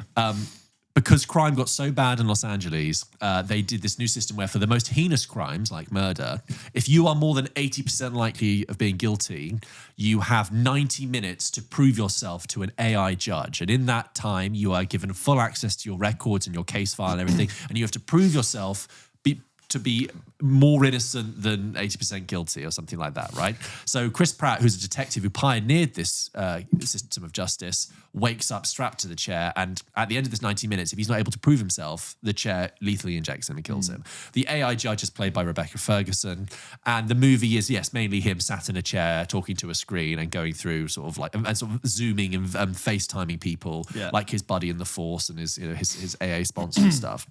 The reason I guess the reason I shied away from reviewing it is because I didn't have a lot to say about the film in terms of quality, but there is like this whole wider thing where I was like, in many ways, you could look at this and feel deeply, deeply, deeply cynical about the state of cinema and deeply cynical about the state of movies, and that's what it is. It's got this kind of... It's kind of like it's shot in green screen It looks studio. incredibly cheap. You've got two massive Hollywood stars, but in particular Chris Pratt. And the whole thing looks like the most cynical, cheap out, knockoff kind of deliverable for an audience. Content. It looks crap. It looks crap, and it's such a kind of hollow experience in that way. And I think I was talking to you briefly off air about it. And the way I describe Mercy is like, I think it's going to be like your Deliveroo driver's favorite movie he watches while waiting for your order to pick up. You know, it's something that people will watch in transit. It's something waiting at a gate. Yeah, waiting at a gate. Someone might watch on their Apple Watch. You know, I'm just talking about it's something that's so disposable and so empty. And like, I came out of it thinking, okay, there was like a little bit of it. I actually thought it kind of slightly picked up towards the end where it got a little bit more active and more stuff started to happen. And I kind of thought, it's so, yes, in many ways it's completely toxic and hollow and cynical and depressing as a film, But I'm also like, I just guess I'll consign it to the bin of bad pizza. Yeah. And you watch it on channel 813 or something on Freecast or something. It's an interesting one because, like, it's not the fact that there's a digital feel to it. We've had very digital movies, or all digital movies, for a long time, and some are good and some are bad, but it's not that quality that makes it bad. There's a new sort of, like, hard to define, disposable, ephemeral, like, lack of intention quality that also is very digital that this film sits in, which is what is the problem. I think also part of me looked at the film and I was like, this is bullshit. I wanted to be like, how dare you do this to an audience, to a paying audience, to be like, you're one of the biggest, you guys are some of the biggest Hollywood actors working right now, particularly Chris Pratt. What do you mean you're going to sit in a chair and look at a screen and tell me that's a movie? Don't tell me that's a movie, because it's not. So this is why I've not really reviewed it, because it's like, in many ways, you start to touch it and it's really kind of mucky. And also, I did have a really fun time interviewing Chris Pratt. Yeah. I'd much rather talk about that. I'd much rather focus on that, because Chris Pratt has and will go on to make better films than this kind of very January type release. So there are my views on Mercy. At least it's like 89 minutes. I think it's actually, no, I think it's like 95 minutes long. Okay, that does really help. Because it's like cheap to make, like just. Anyway, that was. What a great way to bait that out of me. Hey George, how come you haven't talked about it? So. And then Primate, go and check out George's review as well. But he also thought that was rubbish. Primate reviewed that last week. Real missed opportunity of a film. You know what TikToks I was getting? It was like the audience reaction of like, Primate is the scariest movie out right now, and these influencers being like. In like, you know, the night vision. Yeah. I was worried they were going to show me, but then I guess I know. I would have done no was reaction. Looking for you. Just like, do you know what was that? Sorry, do you think that was your screening that they were filming? Yes, it was. Oh, wow. Remind me to tell you something about that off air. Okay. Next email is from Amy, who writes in about Marty Supreme, obviously huge awards contender. I can't remember if I've said this on here or on Double Take, but actually late stage, one of my favourite movies of last year. And I think when we do at some point, once you and I have caught up on all the main nominated films for the Oscars, we'll do what we normally do every year, which is we'll run through and sort of rank where we put all the best picture nominees. I agree. I've got a couple of blank spots. I think you do too, just to fill in. But Marty Supreme, I absolutely loved. But Amy writes in and says, I did a spoiler review. Go check that out. Hello, G&J, J&G. I usually write in with positive things to say, but I have to get this off my chest with the pulp community. I found Marty Supreme so disappointing. I can get around the Safdies. I loved Uncut Gems, but I didn't gel with Marty. I think maybe as a woman in 2026, this was just a bit much. The film didn't feel like escapism or relatable to me. Marty is just not the kind of person I want to spend time with. The ending, which I won't talk about here, blah, blah, blah, left you feeling incredibly frustrated. In your spoiler review, I was interested to hear that another listener's girlfriend mentioned that she was looking at the time. Same girl, same. There is no way in hell this film should be in the same conversation as One Battle After Another or Sinners, which had me absolutely gripped. Sinners, in particular, is a unique story through a very carefully selected point of view. Marty is just a guy. Sirens, I'm baffled. I'm already pre-raging at the near certainty that Timmy will get an Oscar for this. Such is art. I like that. Sirens, I'm baffled. Yeah. Love this pod. I love the pod. I hope you're both well, and congratulations on your engagement, George. Thank you very much. It's been a minute between emails. Amy from Sydney. I don't know why I reacted like I'm not George. The one reading the email who's engaged is George. That's set our confusion back but years. Interesting. I don't agree so much. By the way, I think Sinners might win Best Picture. I feel the momentum running towards Sinners. We can save it. Hold that thought a second, because on Marty, I totally understand why Marty is not everyone's cup of tea. Yeah. And I was actually, that's why one of the reasons I did actually quite enjoy it. I was so surprised and delighted that my entire screening room, just the day after Boxing Day, was so locked in. There was a real cross-section of people there. I thought, some people here aren't going to go for this, but they really did. But I don't think it's everyone's cup of tea.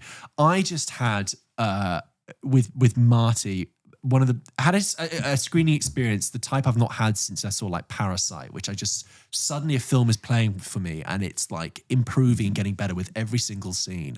And I just, as particularly in the first half, I had this feeling of, oh my God, this film is just landing every punch for me. May not be for everyone, but for me. I love everything that's happening here. Style, acting, execution, just love the ride and the rush of what's happening here. I did have a shot of espresso just before I went in, so that might have had something to do with it. Yeah. You know what I really like about the group of nominees for Best Picture. Yeah. All of them have not a similar look, but like shot on film or 70mm, one Battle Vista Vision. Marty Supreme has this very like old school film look to it. Sinners very much like this. Hamnet, I don't know if it was shot on film. I think it was. But do you know what I mean? Like this, almost like a reaction against where most people are seeing other films looking like. Train Dreams as well. Yes. Like really beautifully, intentionally shot. Yeah. Sort of like an old school aesthetic to them. Yeah, and I know you mean the naturalism of Hamnet. Yes. For example. Yes. Yeah, the yeah. low light, And I quite like that the films that have risen to become nominated are that. What? But F1 is also nominated. F1 is also nominated. But I think beautifully shot F1. It's just True, got a true. cleaner, more modern aesthetic. Yeah. I don't have a problem with the way F1 was shot, but there's definitely like there's a sense of urgency to really want to elevate these films that are made with like real craft and intention. Yeah. And I see that in all of the nominees. It's great. So I've finally gone and rewatched Sinners. I rewatched it because Anna had never seen it. And obviously the news came out that it got 16 nominations. Huge. And I said, yeah, time is right to go to rewatch Sinners. And to summarize, many people will know, but if you're a new listener, James and I saw Sinners last year, last April, because it's nearly a year ago it came out. We enjoyed it. Yeah. And then, I think we had no idea of the cultural juggernaut it would become. And we kind of got on with our year. People's vote. And people would be like, oh my God, Sinners. I'm like, yeah, I liked it, but I kind of moved on. Anyway, I went back and rewatched it, and I really, really did enjoy it. I really actually, again, what struck me and what I thought when I saw it the first time is just how wildly original and different and strange the whole film feels. And there are times in it where I'm like, I don't think I need the vampires in this movie. Yeah. I could have just had a movie about these electric brothers energy about the culture and this part. Mississippi. Yeah. But sure, like make it a vampire movie as well. And they could have just been racist. Yeah, exactly. They didn't need to be vampires. They could have just been nasty people that weren't allowed in. Yes, yeah. That's what I thought. But actually, like so much of it struck a chord. And actually, I found it, particularly towards the end, I found it a little bit moving. It's quite moved. There's a line. When he's trying to roll that cigarette and his hands are shaking. Yeah. And in the... It's kind of shown as like a first post-credit scene. But it is actually the end of the movie. That's where you need to cut the movie to. Michael B. Jordan's final line. And I was like, shit, man, that is really quite profound and quite moving. And I didn't expect that. So I love the layers to it. And now when I think back about Sinners, I think, yeah, that is a really good movie. Really interesting. And if it wins Best Picture, which I also think, I agree with you now, probably will, so happy for it to do that because it was bold and it was different and it was innovative. And there's still that scene that we talked about at the Pulp Kitchen Awards last year. That middle scene where time collapses and all the music there. Amazing. I've still... I was really well done. Hypnotized. Ryan Coogler cooking, isn't he? And Michael B. Jordan, great actor. Yes. He's really, really good in it. We've always known him to be good, but he's especially like at the peak of his powers. And in rewatching it, I think I'd overlooked how good his performance is in it. And you can, apart from the red hat, blue hat thing, you can tell the twins apart just by his performance. Which is excellent. And some really good twin work on screen. Yes. Passing the thing, you pass it back. I'm like, I get it. You figured out the twin thing. Twin work since The Social Network? I'd say best twin work since The Parent Trap. Wow. Surely, is The Parent Trap better than The Social Network? Yes, it's pretty good. They're both pretty up there. Yeah. It's really good twin work. There's rarely bad twin work. I rarely These days. Just in general, I don't see bad twin work. I guess because even like Friends got away with it just by doing the shot reverse shot and just split down the middle. Yeah, I think Parent Trap's got great twin work. Next up from Scott. Scott writes in fan email. Hello, boys. Long-time listener, first-time emailer. Love the pod. You actually got me back into podcasts in general after university. Oh, great. We're saving podcasting now, George. We're saving cinema. Add it to the list. Add to the list. Always eager to hear your opinions and a big fan of the games at the end of every ep. 10 out of 10. Keep them all coming. Stay tuned for later. I'm glad you said that because we love playing the games. Obviously, we love playing. We don't always know if people are listening. But we like at the beginning of the year, James and I sort of just looked at sort of macro look at the whole show. We were just kind of like the games. They're good, right? do we still do those? You want a bit of Chris Walken? The games. The games. You want to play them? Do you like the games? It's nice. I like to play along. Movie for the coming of another actor. It's I'm glad you enjoy the games. We work hard to make a game every week. Yes, you make a game every week for 217 weeks in a row with quizzes dotted throughout the year. Yeah. Scott goes on to say, writing in today off the back of your Jack O'Connell interview for Bone Temple to finally celebrate my lifelong obsession with that man. I grew up with Skins and watched a lot of his work when it came out. Eden Lake, This Is England, Harry Brown. Harry Brown. What a forgotten That movie. is a movie, yeah. What did you do? Nothing. Yeah, what is that? You've neglected to reload your weapons, sir, or something like that. He's a good old English gentleman who sees some wrongdoing. Bleak movie. Yeah. It's quite nasty movie, damning actually. indictment on British culture. He's an OAP who lives on a council estate and he's terrorised. Harry Brown. Yeah, and he just goes, right, I'm going to have to get my fucking shooter. Yeah, is he ex-military? Is he ex-army? Something like that. Yeah. Or he's ex-hard. Ex-art, yeah. Back in the day, you would have... Yeah. That wasn't... And the happy ending, sorry, just a small Harry Brown. I can't even The remember. happy ending is that he's now comfortable and feels safe enough to walk through an underpass. with his plastic bag with like a melon in it. And I'm like, Jesus Christ, that's bleak. Which made me... Sometimes I want to mention film, but I'm like, yeah, Harry Brown. Which made me realise that I'd pretty much watched all of his filmography at that time. Ever since then, I've watched everything he has ever done. Seriously, I've gone deep into his work and watched short films he did as a kid in one-off episodes of Waterloo Road and The Bill that he featured in. I even watched a version of Wuthering Heights with Tom Hardy just to see Jack feature for 30 seconds as Shepherd Lad. By the way, God, you're really obsessed with him. Can I just say, I'm not going to interrupt too much, but on Wuthering Heights, because obviously the film's coming out. Yeah. When I saw the trailer, which we talked about, there's a minute when it goes, the greatest love story of all time. Now, you don't know. No, I'm not. Okay, I know Wuthering Heights a bit. Greatest love story of all time. Yeah. That's good. Titanic better. No, I'm just like, if anyone knows Wuthering Heights at all, I'm like, it's very dark and like it's not. I wouldn't call it the greatest love story of all time at all. Is that a quote? Or was it just like... No, it's just self-proclaiming. Sell the movie. Yeah, because it's coming out the day before Valentine's Day, James. That's why. Yeah, Scott, you're clearly obsessed with Jack O'Connell. Now with the huge success of Sinners and Bone Temple, and with set to be in another Kong versus Godzilla film. I can't imagine him in that. Jack O'Connell in a Kong versus Godzilla he's very film. grounded as an actor in some sense. He's quite like familiar. Jack O'Connell. Yeah. Is an energy. Feels like Jack is going to become a household name. If he isn't already, I'm slightly on my high horse having backed him for long. He's actually doing mocap for one of the monsters that they're going to do on later. I would recommend the following as his best work in no particular order. Sinners. Yes. 71. Yes, 71 is a really good 71. type one. It's the first time I ever saw Barry Keoghan on screen. It is about a British army officer who gets caught up in the troubles in Belfast in 1971, and basically his unit gets caught into a bit of conflict, and he is separated from his unit. So he's basically behind enemy lines in Belfast, needing to get back to his unit during the troubles. And it's tense, and it's like 90 minutes long, and he's really good in it. Yeah, great movie, great movie. Godless, Netflix TV series. Lady Chatterley's Lover. Little Fish. Jungle Land. With that being said, there is a point to my ramblings. Are there any actors whose filmography you think you have watched in its entirety? Are there any actors who can get you to watch a film based purely on their casting? The synopsis may not be your bag, but purely because insert name here is involved, you'll watch anyway. Are there any actors coming through now that you can see yourself having an I told you so moment about when they break into the mainstream? Sorry for the long-winded email. I have a cracking 2026. Take care. Kind regards, Scott. Actors you think you've watched all of their filmography. I'm trying to think of somebody who's done like one film. Yeah. Harry Styles. Oh no, I haven't seen Kill Your Darling. No, not Kill Your Darlings. The Policeman. My Policeman. Who's done like very few films? John Cazale, who was in only 5 films and then he died, which sounds really sad. Yeah. But he was in Godfather 1, Godfather 2, The Deer Hunter, Dog Day Afternoon, and The Conversation. How many and films those has are all Bowie done? Oscar-nominated picture. Oh, I haven't seen Labyrinth. What did you say? Bowie. Yeah. Sorry, I haven't seen Labyrinth, but I've seen The Prestige. I haven't seen Goodnight, Mr. Lawrence. I've seen Prestige. He actually Nicki Minaj. David Bowie did quite a few films actually. Yeah. Nicki Minaj. I haven't seen The Interview. Was she in that? Did you see that? The Interview. Yeah. What the James Franco? Yeah. I've seen that. Yeah, she's in The Other Woman. This is the only way I'm going to do it. So it's like cameos, like people who've guessed. Lady Gaga. Oh. So Star is Born. Yeah. Joker 2. Yeah. She must have done another one. House of Gucci. Wait. Yeah, I think it might be Gaga. Lady Gaga Filmography. She's a really good actress. She should do more. Have you seen Sin City, A Dame to Kill For? Yes, I have.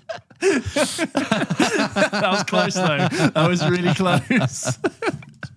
She had, actually, can I just say, as someone who's been in, what a mixed bag. IMDb is so unhelpful because it includes all her music videos. Oh, nightmare. But she was also in Machete Kills, apparently. Oh, no. Which you haven't seen, but close, James. Yeah, nearly. It's quite hard because, like, I haven't seen every Brad Pitt movie. Like, I haven't She's seen in loads. Yeah.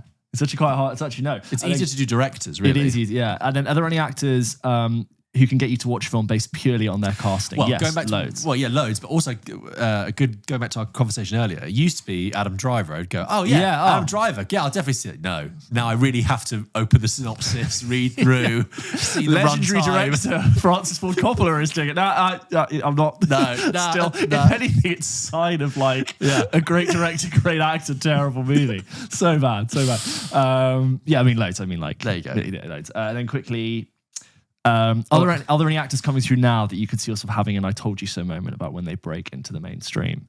I feel like we've had a couple. I feel like we're having that with like David Johnson. Like David Johnson, and like a while ago, like when I was watching Harris Dickinson and Scrapper, I was like, this guy's really good. Me and McKenna Bruce, like if she comes through and stuff, we'll be like, we always said from. Yeah. How to Have Sex, really good film. It was really, really good. But yeah. Yeah, those are all the emails we have for today, guys. Thank you for sending those in. A good, hearty discussion we do love to have here on the show. But let's conclude with a game. I'd like to conclude with a game. And in the picture, he's kind of got the pool thing where he's like, I'd like to be under the sea. He's going to be doing some crying. Barry Keoghan trying to do Ringo. He's kind of... You know when Paul Mescal and Hamnet was like crying and he's like gripping his desk. I want to write. Obladi, oblada. I just want to. How fucking great is the end of Hamnet again? Yeah, when he's great, backstage with his white paint, just bawling his eyes out. Do you think he'll be doing that? He'll be like with his guitar. Just like, maybe probably.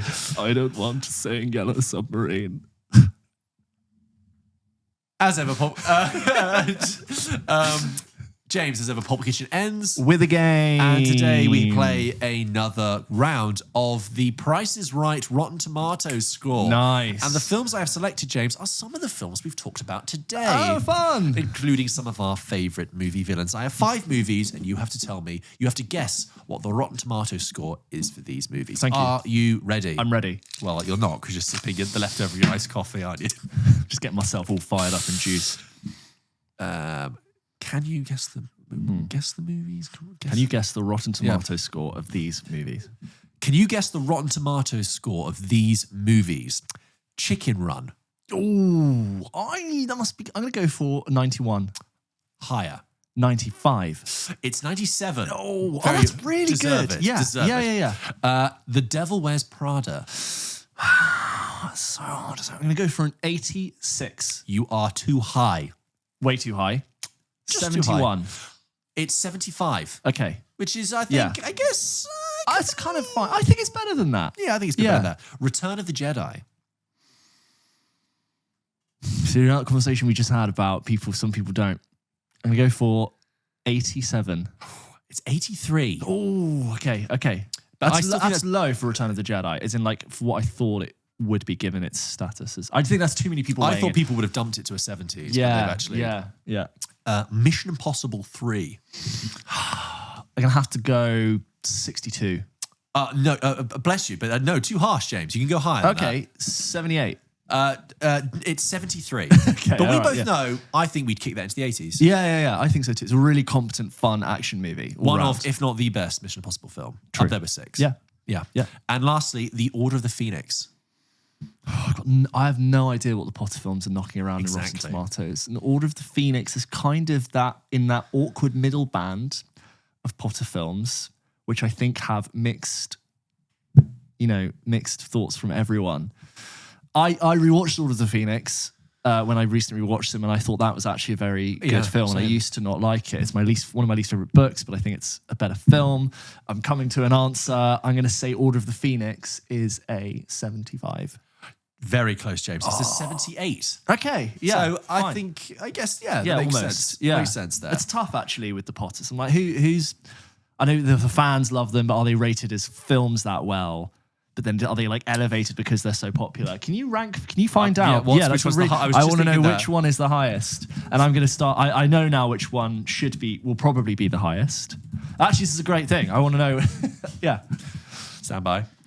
Harry Potter. That was Michael Gambon reading Harry Potter's name in the fourth book. He only does the Irish in the fourth one. Have you noticed that? No, I didn't. Apparently he did it to honour Richard Harris, who was Irish, but he didn't sound Irish. He didn't. Richard Harris didn't really sound Irish, but he was from Ireland. Anyway, James. Did you put your name in the Goblet of Fire, Harry Potter? So, James, what is the highest and lowest rated Harry Potter movie on Rotten Tomatoes? I think I get the highest probably is the third. No. Oh, is it? Interesting. Okay, fine. Is it Hallows Part 2? Correct, with 96%. Okay. Because it's all payoff. Yeah, it's all payoff. It's all a good execution. movie. Yeah, it's good fun. Okay, is 3 next? 3 is number 2. Can I say, Azkaban's number 2. is the lowest Hallows Part 1? Correct, yeah. with 76%. Which I think, 76 is not like deep down. It's just, it's harsh because that film is a part oneer. It's a real part oneer of a movie. And I think it's good fun to watch those films back to back if you can when you rewatch them. But there are some of my favorite moments, some of the best acting, some of the best, I don't know, just like build up and suspense in all of the Potter films in that film. And I think it gets a hard rap. That being said, when I went to go see part 1 in cinema, it was the first time I saw a Potter film. I was like, that was a slog. And I just got nothing from it. But actually it really was part 1. You liked the dancing scene? Yeah, everyone does. That. It's really well done. It's a great moment where they just took something that wasn't in the books and ran with it. And it really, really works. So at number 8, you've got part 1. Yep. Then you've got Prisoner. Number 8, you've got part 1. Yeah. Then you've got Order of the Phoenix at number 7. Oh, I see. Oh. At 78%. Oh, okay, yeah. Then you've got... Half-Blood Prince? No, Philosopher's Stone at 80%. Then you've got Chamber of Secrets at 82%. I think 1 is better than 2. I don't know, actually. I think Chamber of Secrets is better. Really? Maybe because we've all seen the Philosopher's Stone so many times, but it's all just I think the second one's like a murder mystery. I think 1's like nearly perfect. And then number 3, you have Goblet of Fire, 88%. Great movie. And then Azkaban, 91. And then Deathly Hallows Part 2 at 96. Goblet of Fire, I think, is one of the weaker films. I think it's the most... Oh, really? Yeah, it's one of my favourite stories. I think it suffers the most from being adapted into a film because there's so much that happens in it. So much of it feels so rushed to me and so much is cut. True. So, like, you miss so much of the Quidditch World Cup. They've got to fit in 3 tasks. Barty Crouch Jr. Barty Crouch, the maze, Voldemort scene. God, yeah. All of it's done very well, but I really experienced watching it like we were just like, come on, we got to move. Especially in the first 20 minutes. It's like, yeah, okay, it's Quidditch, we're here, we're out, snitch, zoom, boom, we're here now. And it's like, oh no, we're at Hogwarts, skip the train, onto here. It's like, Harry Potter, just like waterboarding it into my ears. When you read the book, not to be a book person, but like the book is such a wonderful adventure and you just it all gets to wash over you. It's one of my favorite stories, like the twists and turns in it and the structure, changing the structure of like it being a normal year at Hogwarts. Like, no, there's this extra game happening with the Triwizard Tournament. It's so fun. Very good. Yeah. Great twist. No one mentioned Voldemort today for villains. As a movie villain, I don't know if he's that compelling. I don't think, what I realised watching it, he's not in the films a lot, actually. No. It's just the last one, really. He has the end of the 4th one. End of the 5th one, he's not in number 6. He pops up in like Harry's head in the 5th, like he's like standing in a suit. And in the bank at the end. It's not a bank. Sorry, it's not Gringotts. Sorry, don't kill me. It's, thank you. Yeah. Looks like a bank. It does give bank. It's like a lovely dark bank. Yeah. If that was underneath HSBC in Canary Wharf, you'd believe it. And then he's not in the 6th one, and then he turns up for a bit, and obviously 7 and 10. Rightfully rested in the 6th one. Rightfully rested. Parallel, and rightfully rested. Yeah. Guys, and he does that creepy thing at the end of part 1 when he like leans over Dumbledore's dead body. Oh. You know, in like Dumbledore's grave. He goes to take the Elder Wand off of his corpse. Oh, yeah. And he's like leaning, he like floats over his body and is like... Guys, thank you very much for listening to this episode of Pulp Kitchen. We've really enjoyed it today. And don't forget to check the feed for more stuff coming out. Yes, we're recording an episode with Fred, a special episode about Oscar years coming out soon, but also just in general, for any bonus content we have, keep your eyes on the podcast feed and also follow us on social media on Instagram and TikTok. A lot of you already do that already, and that's how you discovered the show, but continue to support us on there by liking and resharing and commenting on our videos. We really do appreciate it. James? We have merch. Make sure you check that out if you want to get yourself a nice, lovely crew neck with the logo on it. We will have to do more. If you want to come and see us at a VUE Epic screen, we're doing a show on Next the week. 12th of February at VUE West End. We're going to be screening F1. We'd love to see as many of you there as possible. If you want to come check it out, that will also be linked below. Check out our Patreon for more. See you next week. And thank you so much to our producers, Dave, Rachel, Loz, and Umar. Thank you so much, guys. Cheers, guys. See you next Thank week. you. Bye. Bye.